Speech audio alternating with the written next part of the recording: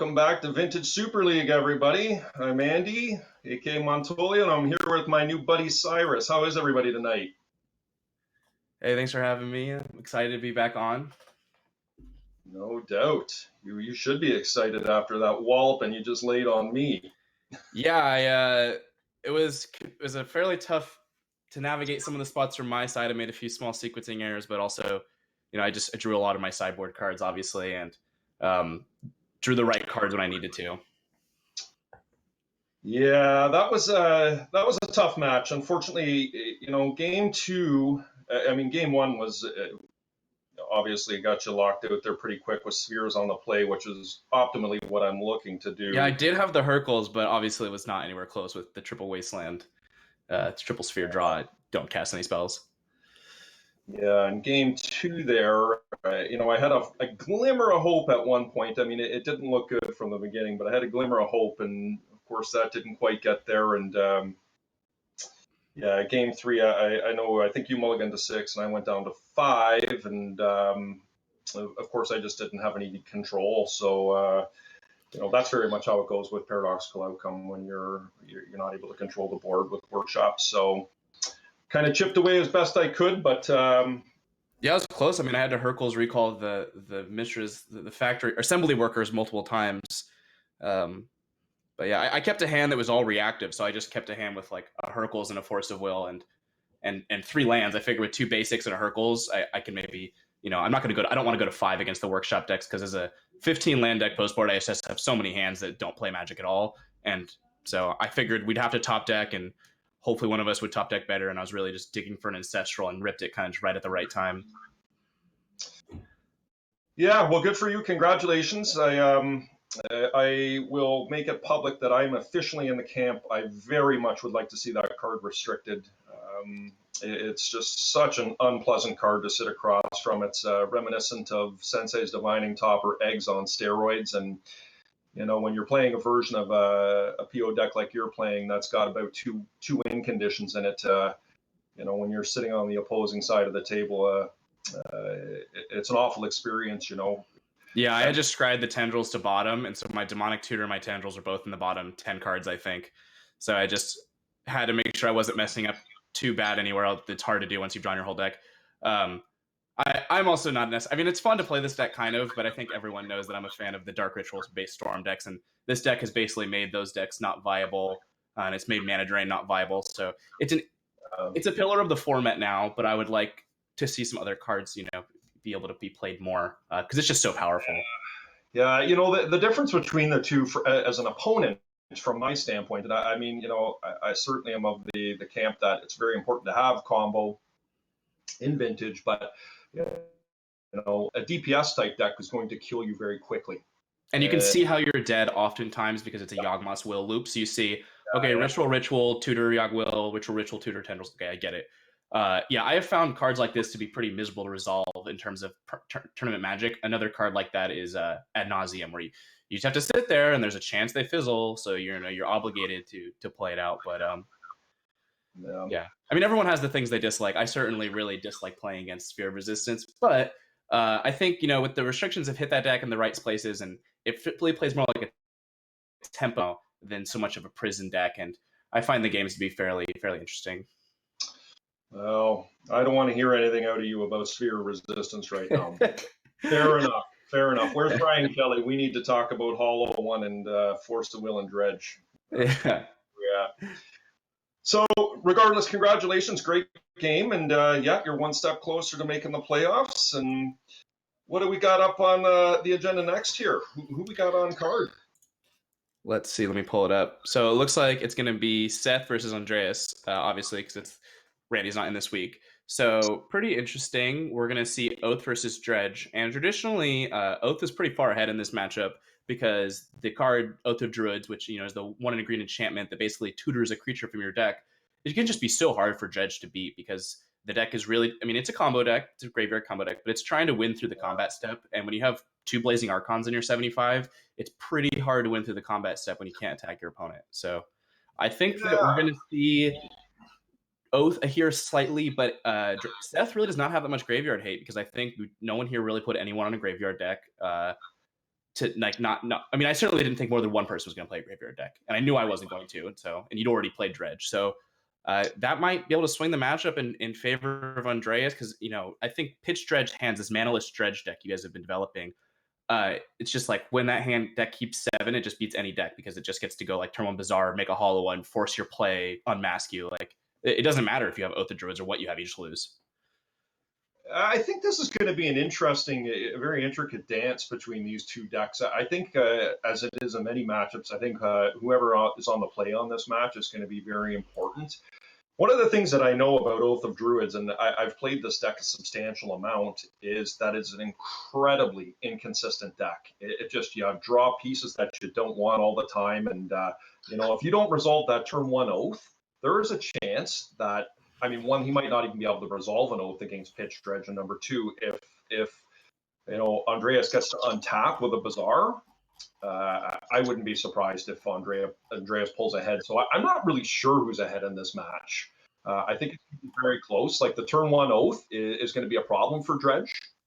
They're going to have to build up critical mass in one turn and just go off. But otherwise, if the Oath guy goes off really early in the game, then they're probably ahead. So I'm excited to see it. Yeah, can't wait. Let's get into it.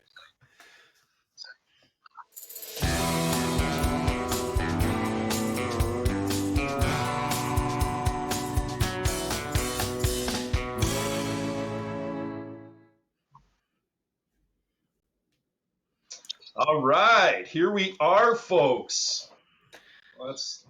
So I think this is the 7th game in a row I've seen Seth Manfield open on Ancestral. I think he opened on Ancestral in all of his games in the the last week that he played.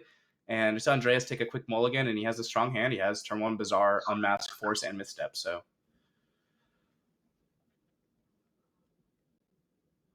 obviously Seth keeping his hands because the early Planeswalker and Ancestral hands are really the only type of hands that can beat Dredge game 1, and it's hard unless you have an early Oath. But from these blue decks, so we're gonna see Seth probably fight over this Ancestral, which is because it's the only card he has that does a ton, and that's why he played out his Mox and land. I bet you he pitches the Force here to stop this. Once he lets the Flusterstorm unfurl, I absolutely would get rid of that prized amalgam to counter this. Yeah, I don't think it's super close. I think you just have to. I mean, once you get Bazaar going, you're going to draw your whole deck. So now what will happen is that Andreas will get to unmask, take the deck, and have Bazaar on turn 1. And this is what we're talking about when we say pitch dredge. Is just it's playing almost more interaction than any deck in the format. So when it keeps 7, what are you supposed to do? Yeah, this is a beating. Like this is what's crazy about dredge is that we saw Seth have turn 1 Mox Ancestral Recall with Flusterstorm backup, Library of Alexandria, and have a Dack Faded on turn 2, and it's not even going to be close. Yeah. Well, the one piece that Andreas is looking for here is a dredger. One of the problems with this pitch dredge list is every once in a while you don't find the dredger to get yourself going. And I've had instances where, believe it or not, I've gone 3 and 4 turns of tapping that Bazaar, and I still haven't found a dredger. Being able to control the early game through Force of Wills, Mind Break Traps, and Missteps, only to falter not finding a dredger. So, he needs to do something here. Yeah, I mean, if Seth can draw Green Source plus Oath of Druids in the next 2 turns, this could certainly still be a game. And he just has to hope he doesn't. Oh, this is what we're talking about. There's no dredger. Yeah. He just has to hope that he doesn't, hit that Niv Mizzet, which is not quite what you want here. But this slow of a start from Andreas, probably any target's going to be good enough. So next turn he gets to cruise, and that is going to get him closer to finding Green Source plus. Yeah, okay, this is the dredger. Nodi doesn't have a Green Source here, but okay, so it's a dredger, but it's only a dredge 4. It's the weakest dredger that this deck plays because it's not playing Dakmor Salvage, which is the dredge 2 land. So okay, there's Forbidden Orchard, which isn't especially good, but it is a Green Source. Well, Orchard feels kind of lousy, I guess, depending when he cracks it. If he had to do it to get an Oath, Andreas does have an out in that he can Cabal Therapy away the Spirit token. Mm-hmm. And it also, notably, it gives him a Spirit token to Cabal Therapy with, which both sacrifices it for the Oath and also lets him take a card. So, well, nothing good here, but maybe a hollow one or something of the sort will get abraded at some point. It's Yep. always a card for Brainstorm or I, DAC. I think Andreas is now beyond the point of being able to have enough cards in his hand to be able to get a hollow one going. I think he's just right all in on the dredge plan here. Yeah, good point. Certainly would not be able to cast a hollow one at any point because he's going to be discarding his entire hand every turn. Yeah. So looks like an Icarid's going to come back here. And I see at least one Bridge from Below in the graveyard and also some Cabal Therapies. So next turn we'll have two Icarids going if there's some more black creatures to get hit. So there wasn't enough black creatures in the graveyard. I would have probably Icarid pitched Icarid here in order to bring it back so that you could Cabal Therapy for Othadris. I think he would have cast it, so no. Because he Yeah. has red green. I missed that. Andreas would recognize that for sure. That would be a pretty crazy fish from Seth if he was holding oath there. Yeah, that's beyond the level that I'm certainly on. You and me both. Took me a second to see the Mox Emerald. And Seth notably upgraded his. I don't know if he's playing with his power last time, but he has the nice old bordered power. Yeah, they're beautiful. I just finished my set this week for the VSL. I'm excited. Yeah, I saw that. You know, the problem is I'm one of those guys who likes foils on Moto, and in order for me to get a foil set of the CE Moxes, it would cost me a second mortgage on my house. Yeah, it's certainly not cheap. I was lucky enough to win a legacy challenge, so that paid for a few of the pieces, but it took me a while to save up for them. But yeah, I think the foil ones though are extremely rare. There's not a lot of them online, so yeah, I don't think I've seen maybe one person that has them. But all right, so preordained to preordained, we might see an Oath of Druids coming up here. Okay, we're still cantripping, so let's see. We're looking for it. Yep, he's digging. He is a digging, and Andreas is in a spot where if Seth finds it here, or if Andreas finds it, Seth's at 20 life. Yeah, you talked about not being able to find a dredger, and it's pretty rare that happens, but it did happen here, and oh, another abrade. So, Braid's a bit of you a can bummer. braid the zombie tokens because that doesn't give you more bridge triggers, and Seth is going to be able to save a life, 2 life here. Sorry, 4 life, two attackers. I don't know about you, Cyrus, but I find it a little suspect that Seth's running main deck braids. What do you think? Why would he ever be running those? Yeah, better than running multiple main. That would be sick. Yeah, but I think that there's some people on this pod with artifacts that need to be destroyed. All right, so we got an Icarid on the stack here. And how many bridges do we have there, Cyrus? We got 2 bridges. Is that right? Yeah, I see just 2 bridges, and so killing the zombie tokens, because bridge is a weird one where if a creature you control dies, you get zombies, but not creature tokens. But then on the other side, creature tokens that die on the other player's side will exile the bridges. So kind of a weirdly worded card. Obviously, it doesn't do anything when it's in play, so it has to be weird. Yeah, it's a bizarre design, that's for sure. Yeah, this deck kind of feels like Future Sight Tribal a little bit with all the alternate border cards it sometimes has, especially when it used to play Phantasmagorian or the Legacy version that does that, and you have the Narcomoebas and everything. Okay, so yeah, we see an attack here. Seth saves some damage. So this should be over next turn because we have an Amalgam coming into play. We've also got 2 zombie tokens coming into play, so that's 9. Yeah, he's got them for sure next turn, right? Is there 1 Icarid in the yard? I think there might have been 2, unless he exiled one to the other. So let's look at how both players are going to sideboard here. I imagine that Seth is going to be taking out the Niv Mizzet. I don't think that card is very good in this matchup. Bringing in the Pithing Needles, probably some Nature's Claims for hollow ones, and then the other Blazing Archon, I imagine. And then I guess you could bring in Gaia's Wrestling. That is technically a piece of graveyard hate. Yeah, that's funny. I've never thought about it, but it actually is, yeah. Yeah, it looks like Seth brought it in. I mean, it makes sense. I mean, if you're not going to be playing any graveyard hate at all, these Gaia's Blessing count. I don't think it looks like he's keeping the Mizzet in there. I don't think that he really wants to be hitting that card because that could be a detriment to him if he's facing near critical and he needs to hit an Archon and he hits a Niv Mizzet. Yeah, Andreas just really doesn't have any great ways to deal with Archon. I think there's basically no ways through besides Archon attacking in, and you can always just win with Jace the Mind Sculptor once you get the Archon in play. So Is he running a chain, Cyrus? let me see. Yes, he is. He has 2 Chain of Vapors there, so he does have an out. Okay, so he's gonna bring those in, but usually you'll be able to counter just the chains, but it could be interesting. And Andreas had even said he didn't even know if he was going to bother with chains at all. Interesting. You're going to bring in the Nature's Claims because those can kill Oath of Druids. Um, sounds reasonable to me. That's one of the ways you lose this matchup is a fast Oath. And Seth's just going to be able to take out some of his artifact destruction because Hollow One's not fantastic against an opponent that just doesn't have Graveyard Hate, and you have to cut something, so... We're going to have a chat with Seth after VSL. Do you see those 2 opposing Pyroblasts that he has there?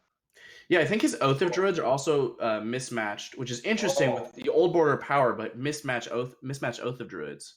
Goodness gracious, Lord Almighty! That's something else. I'm gonna donate him a Pyroblast after this matching set. All right, so yeah, we're gonna see Andreas keep 7 with Bazaar. Doesn't have too much going on here besides that, but he does have Dredgers and a Nature's Claim. He's got that Strip Mine, that Miser Strip Mine. That's huge. Yeah, it's gonna be a keep for Seth. He gets to go turn 1, Strip Mine your Bazaar. That's one of the few ways he can win because he has so little ways to interact with it, and he also gets to go turn 1 Dak Fade in here, which is pretty strong.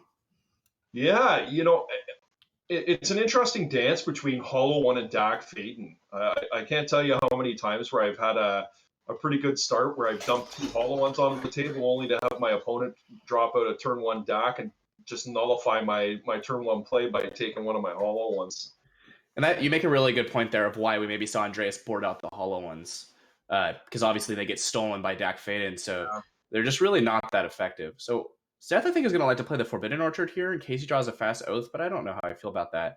I think it's so likely the Dredge deck is going to put a creature into play. Because this gives them a target to therapy your next turn, as well as... Oh, he draws the Blazing Archon, which is not what you want to do. Yeah. He's still doing okay here. I mean, there's only going to be 1 Bizarre activation unless Andreas hits another one here. And after that, he's going to get to Strip Mine it and have Dak active, so... Agreed. You know what would impress me, Cyrus, if we saw a hard cast Blazing Archon? That would be pretty impressive. It has 3 white mana symbols, so Lotus would cast it. And also the Forbidden Orchard, so... That would be a first. I've never seen that one. Yeah, I've seen a lot of Oath targets cast, but not that one, certainly. So, Andreas has a little bit of a... I guess he's got a couple Dredgers that he can dump in the yard here, which is going to help things post-Strip Mine here, but I would venture to say that given a Dak is in play here and Seth's ability to dig through his library for an Oath, that Andreas is in trouble here. Yeah, and we see here the token getting sacrificed to Cabal Therapy, which obviously didn't matter here, but it could have mattered if Seth dacked into Oath. So, yeah, I agree with you. I think that you can't be on the slow Dredge plan here. You need to find another Bizarre, or I think that's what you said, right? Yeah, well, he needs to find another Bizarre. Goodness gracious, yeah. Oh, wow. So we have Strip Mine and Pith and Needle here. Interestingly brought in Mindbreak Trap, which usually doesn't do much against this deck. Yeah, I wonder if that's just a catalyst of Seth not having enough on the side as an odd post-board inclusion. Yeah, I suppose you can cast it for 4 mana on a Dread Return or something, or maybe if a Narcomoeba or something, or a Golgari Thug, specifically a Golgari Thug gets cast, you can exile it and it won't be able to dredge, so... But I don't think that's a consideration. Oh, is Seth considering ditching the Strip Mine here? I guess that's... Oh, really? If he figures Needle is going to be a permanent answer, but now... And he has multiple counterspells to protect it. I don't know if I agree with that, because... It turns those Nature's Claims into answers. Yeah, it does. Like, Andreas really cannot win in this type of situation without that Bizarre. A slow dredge is highly improbable to get him there. Oh, interestingly, so Andreas is going to take a slow dredge here, and he's deciding he likes his chances of trying to win that way. I don't think he has a Riftstorm Portal in his list, which would be one card that would be seeing digging for here, but I don't see one. Yeah, Oh wow, Treasure Cruise off the top is great here. absolutely. Another Oath target drawn, and this has always been my problem with Oath. Is whenever I play this deck, I always feel like, well, I can't wait to get deck fade into my hand so I can get all these awful cards out of my hand that are in my deck, like all these Oath targets. For sure. I can't tell you how many times I've had Oath and yes, resolve my Oath only to have my 2 or 3 targets sitting in my hand before I can animate my Oath. It's it, it's an incredibly powerful deck, Oath of Druids, but it's really an inconsistent deck as well. Yeah, it definitely is. And Seth has shored some of those things up by playing 4 Preordains today, which we haven't always seen in Oath decks. I think it's pretty good in a deck like this has consistency issues. And why Seth kept the Forbidden Orchards making more sense now, because he figured he was just going to deck fade away the Volcanic Island anyways. And 1 Spirit token is probably not going to matter a ton. And this also gives him an out if his opponent completely doesn't get on the Dredge plan to find and cast Oath. I think I would have played the Volcanic Island, but it does make sense. I guess he just valued the multicolor land more. That makes sense too, because he knew he was going to pitch the Volk, and then he has a land for Oath, cast Oath. Cool. So, well, that Brainstorm is going to be pretty good for him. So Seth is pretty firmly ahead here. He was able to draw a few of his cards that do interact with Dredge, and Petersen is not quite there. I think you have to get off the slow Dredge plan here. He disagrees. Yeah. I guess he figures that Seth's hand must be so many counterspells by this point that he won't be able to resolve these Nature's Claims. Yeah, fair enough. I mean, I just think you got to go all in at this stage in the game. Like, I don't know that in fairness, that it serves him to be playing draw go. Like if he hits a Icarid or a Narcomoeba, and all of a sudden we get 1 or 2 of these prized amalgams, and that's really going to shift the game. Like Seth is not in a position right now to be able to handle those. That does make sense, and we see a Dread Return in the graveyard, and I think no, there's a Cabal Therapy. Oh no, there's a Dread Return, and Dread Return can bring back Golgari Grave Troll if he finds enough things, and that oftentimes, I mean, here it would already be a 1, 2, 3, 4. It would already be a 4/4, and that can be tough if Seth doesn't find that Oath to beat. Obviously, it would get countered, but then you start getting the counters out of his hand, and you know the therapies can deal with those. And then you could Dread Return something, or even if you find a Kolaghan. I'm presuming he's therapying himself here to get those grave trolls out of his hand. Oh, good point. Yeah, I missed that. I'm not sure. I can't see who he's targeting. But I suspect that he's very much on that Dredge plan. Yeah, the reason I thought, well, you have 1, 2, 3, 4. You have 8 in hand here, right? So you can just move to discard on the grave trolls, anyways. Yeah. And you have a thug in the graveyard. So I think these therapies are targeting Seth. What would you notably not getting any bridge triggers off of these? You get an amalgam back though, so the clock is on. But that's gonna help, and to be able to pressure Dak here is significant. And the guy's blessing might come into play here is so he can shuffle in. Oh, he exiled the cards of the Treasure Cruise. So there's the Oath of Druid. We also see a Gaia's Blessing, which can shuffle in some cards from Andreas's graveyard. Kind of a fun old school Oath card that you don't see too much anymore. You usually see like Memory's Journey because they can be milled over with Oath. Well, I think it's official that Andreas is in a lot of trouble here. This Oath of Druids is going to resolve, and Andreas has no way to remove the prized amalgam, which is going to trigger the Oath following turn. And as we mentioned earlier, if he hits a Blazing Archon, that's for all intensive purposes, given what's in Seth's hand, the game is over. Yeah, I mean any target here would just win because for sure. Andreas is just going to be too slow. But yeah, and I mean he's got the Orchard too to boot, so he can literally bring in. He's going to be able to get all his creatures in. Like if he hits that Grizzlebrand, he can gets a Singleton out of the way. He can just keep on doing it. Yeah. So I think Seth's going to get this one, and it's interesting that Andreas talked about on the pregame show that it looks like Seth doesn't have any Grave Hate, but the Pithing Needle actually does a very effective job of just stopping this Manaless Dredge deck a lot of the time. Oh, Pithing Needle's great, yeah. Or Sorcerer's Spyglass is another card we see sometimes. Although the ability to look at Dredge's Spyglass is the better card because it dodges Misstep. Mm-hmm. But it's obviously harder to cast. Something like a workshop deck is able to cast it very easily, but maybe Seth felt he was not able to cast it reliably. So I wonder if we'll see them switch anything up for this game. Yeah, let's see.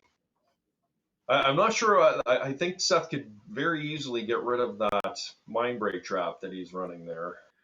I agree. I think even just like a land would be better, or Sylvan Library might be good. Um, One thing of note, I think the Dread Return is actually pretty effective when your opponent is on Pithing Needle because it lets you slow Dredge and then still have a very powerful card in your graveyard. So you might not be able to make a huge zombie army, but if you can just Dread Return a Kolaghan or a Golgari Grave Troll and get some bridge triggers, that isn't stopped by Pithing Needle. And it's not stopped by Strip Mine. So if you can even get one Dredge going, sometimes the Dread Returns will let you kind of beat that. I agree, Cyrus. Just looking at that Chalice of the Void there, I'm wondering if there's some merit to bringing that in when you're on the play in this type of a situation. For some, I realize it's there probably more for a PO matchup, but Seth is running the full gamut of Moxen / Lotus, and the one thing that you want to avoid in this deck is a turn one Oath. Yeah, I mean, I think it's pretty free to play it on 0 a lot of the time, and we can assume that Seth doesn't have very much artifact destruction. Notably, it looks like he did take out the Niv Mizzet here. He's leaving in the Mindbreak trap.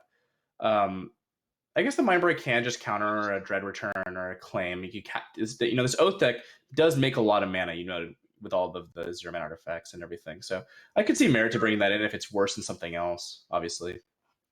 Yeah. Well, here we go. Let's see if Andreas can keep his 7. This is always the peril when you're playing Dredge, is how deep are you going to go? Well, it looks like Andreas doesn't have it, but he has a Storm Powder, so you expect a 7. And I think that, oh man, there's Bazaar and an Unmask. I think that Seth's going to keep this hand because it has some counter spells in the Gaia's Blessing, and hope that's good enough. And you can preordain and dig for something. I think it's the realm of keeps that you can have, and you have no real grave hate, I think. But it's close. You might just want to try and kill fast. I don't think that's really good enough here. I understand the logic behind it. Of course, he's going to get unmasked here, which should get forced to conceal it. Mm-hmm. But Andreas can kind of go full tilt here, and the worst case scenario is he's just going to get reset. It's not like he even loses the cards. Yeah, Gaia's Blessing type effect is a little bit more powerful in a format like Modern or Legacy when they don't just have the 0 mana uncounterable engine of Bazaar, because it can be harder for them to set back up. Notably, has 3 Dredgers here, so Seth could hit all 3 Dredgers on turn 1, and that would buy him a turn. And these one-shot effects are really only effective if you can win the game in the next 1 or 2 turns. You really need to lock out Dredge, or else they're just going to use the Bazaar draw engine to get going again.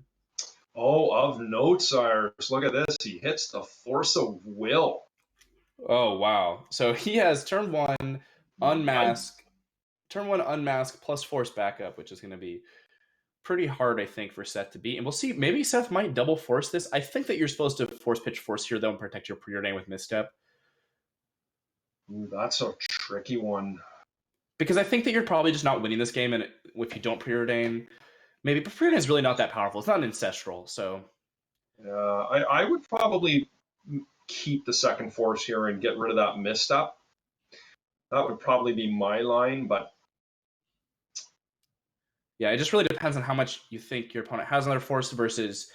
For me, my reasoning would be it's more likely my opponent has first misstep in 3 cards here than has the second force of will with 3 cards in hand. But I think that Seth's going to agree with you, and I definitely see the merits to it because Preordain is not that strong of a card, and maybe he feels like Gaia's Blessing is the only way he can win this game. Jeez, that's pretty rough on Seth. Yeah, I mean, he's effectively started the game with 3 cards, 2 of which are lands. And of course, that works significantly in Andreas's favor, given the board here. So, what's going to be interesting here is where does Seth crack off this Gaia's Blessing?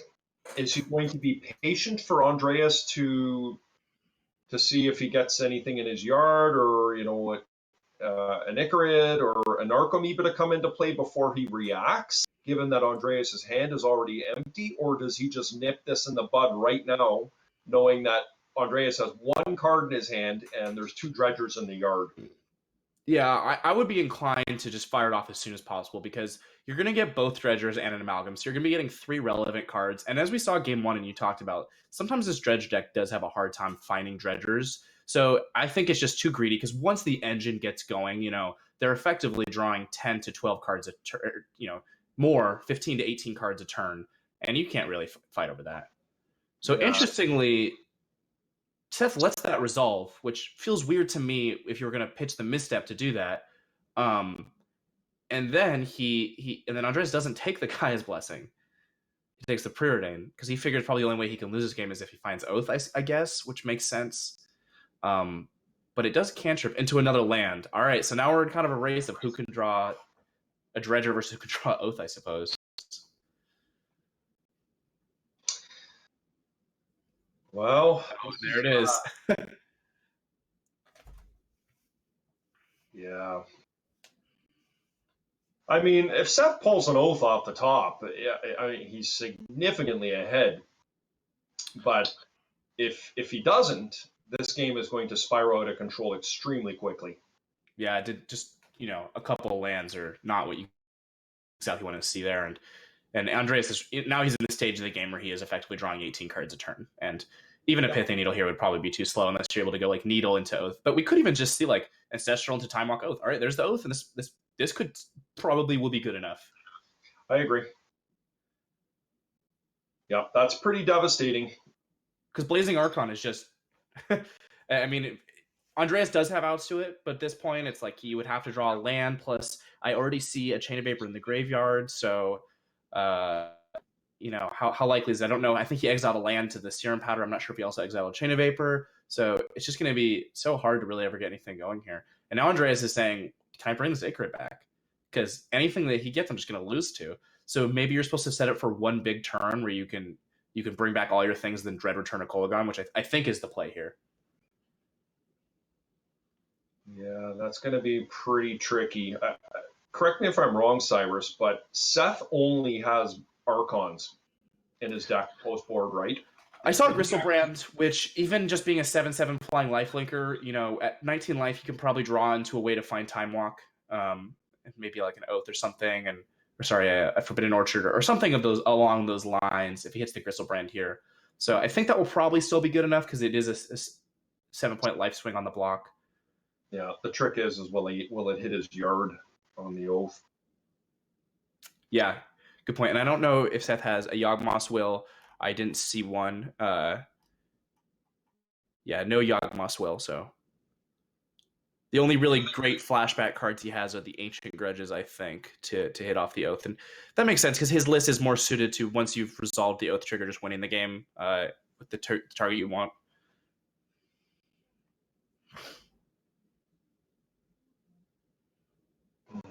Nice trophies in the background there. Some good ones. Thanks, Cyrus.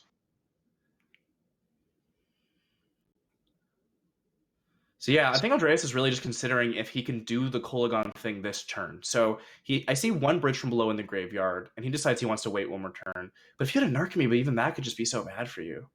Because then you've forgotten. I don't think it works. I honestly don't think it works properly. Like, it's not enough for him to likely kill. Oh, interesting. I think the only target there might have been to exile. I couldn't really quite make it out with these graveyard says might have been the Kolagon. I don't know if the Stinkweed Imp was in there yet. I think it just got dredged over. So he's able to therapy away the Ichrid, or just chose not to use the Narcomoeba. Okay, that makes sense. Although you could have just gotten a therapy trigger. But then it would have made bridge tokens. Yeah, so you don't want to do that. Can he actually cast this here? So that's 1, 2, 3, 4, 5, 6. Yeah, he can cast it. All right. Well, that was certainly a good draw. And these blue decks have so many good top decks. Once they get to this stage of the game, turn 4, they just start drawing cascading restricted spells. Yeah. So Andreas now is penciled into. He is all in here. Yeah, Strip Mine. Strip Mine is. I actually don't even really know if that matters here. Yeah, Because it's gonna. Andreas has 20 cards in his library. So he can actually animate the Bazaar here and put himself down to a couple cards and, not worry about the old triggering. Yeah, I mean Uh, he's gonna be able to dredge uh, very close to 20 here. oh, for sure. Yeah, So maybe it was correct just to play out hold up the Flusterstorm with the hopes that that does something. It probably won't with all those Cabal therapies in the graveyard, but maybe for some reason Andreas gets greedy and doesn't therapy first, and you can Flusterstorm a Dread Return, which I don't see as happening. But you see, if he hit a Narcomoeba here, he would have the prized amalgams in play by his turn, which would be massive for moving towards being able to alpha strike with the. there we go. That's why he didn't bring back the Narcomoeba, even with the 2 therapies in the graveyard amalgam. A little rusty on Dredge, and it can be hard when you can't see the whole graveyard. Sometimes, Oh, to get sure. everything going. Not that it's like too small or anything. It's just there's 36 cards or whatever in this now. So, all right. So he is short a creature here. Oh, he hit. He hit the Narcomoebas, and there's four bridges in the graveyard. So I think Dread Return's going to do it, right? Well, it won't because he's got the force of will with the Flusterstorm. It won't get through. Oh yeah, no, it will because he can Cabal Therapy the force. Yeah, he can Cabal Therapy the force, and there's not a Flusterstorm up. And even if he had left a Flusterstorm up, there's the Cabal Therapy. Well, what a nail biter! The solar. Masterfully managing his creatures in play, and even in the face of an Oath of Druids, just saying, "All right, I need to do it all in one turn," understanding how he can win this game. Yeah, that's fantastic. Really well played. I'll be honest with you. I thought this was over. I thought Seth had him. Yeah, I mean, maybe Seth is kicking himself for only playing 3 of the Forbidden Orchards. Not. Yeah, I know. I've died to my own Forbidden Orchards a few times. It's an unpleasant way to go. Yeah, I've certainly had Storm Count 1 less a lot of times from a few Spirit token attacks. So I think that Andreas is going to get this game. Wow, what a nail biter! I really these dredge decks. It sometimes feel like it's just going back and forth for. Like I felt one person was impossible to lose this game at different points in the game. I felt that way for each person. Yeah, that was a really great game. Yeah, well played by Andreas and Seth. Really interesting there. Wow, that was definitely one of the best we've seen thus far. So let's see. I think I'm up against Seth now. You're playing Seth. Well, yeah, that's going to be a good game. I mean, I think that I would think you to be favored in that match. I think so too, but Seth has some interesting cards where he doesn't have any really bad Oath targets. Some people like to play some really bad cards in their deck, like Inferno Titan. And that's always a relief when you're playing Storm and someone oaths into Inferno Titan. Obviously, it's good in different matchups. But yeah, but he has a lot of Pyroblast and a lot of Shatter effects. So it's going to be pretty interesting. It's going to be a little bit different than regular Oath. He definitely skewed his list towards beating PO and Shops, I think. Yeah, for sure. He's got a lot of hate.